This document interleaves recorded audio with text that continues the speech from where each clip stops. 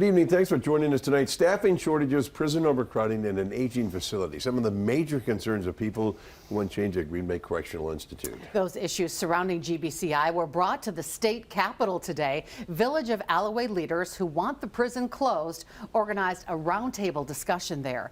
In a First Alert update, Jason Zimmerman reports on the prison problems and proposals discussed in Madison.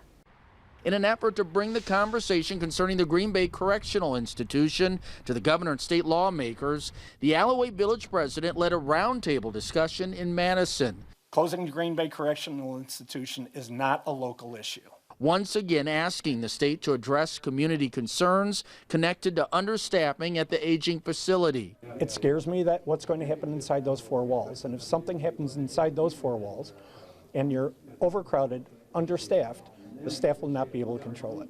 What happens to the community? I don't have the answer, but I sure don't even want to think about it. Republicans are proposing the prison and another in Waupun be closed and a new prison be built combining the two locations. The money would come from the state's budget surplus. We could build a new modern facility that takes half as much staff. And so, you know what, when we have staffing levels that say 40% at GBCI and Waupun, and all of a sudden you build one new facility that takes half as many staff, all of a sudden you've got a fully staffed facility.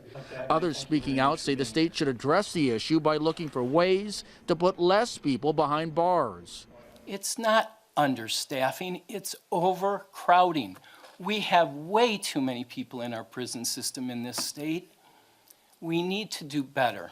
Randy Knapp spoke about his son who's incarcerated at GBCI, saying rats have shown up in the cell and toilets have clogged. So it's overflowing on the floor, and my son called out in a loud voice, and it's supposed to be the quiet time.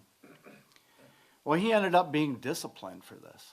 Knapp also called the lockdown, allowing inmates only 1 hour per day outside the cell, inhumane.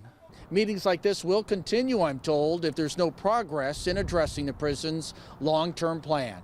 Jason Zimmerman, Action 2 News.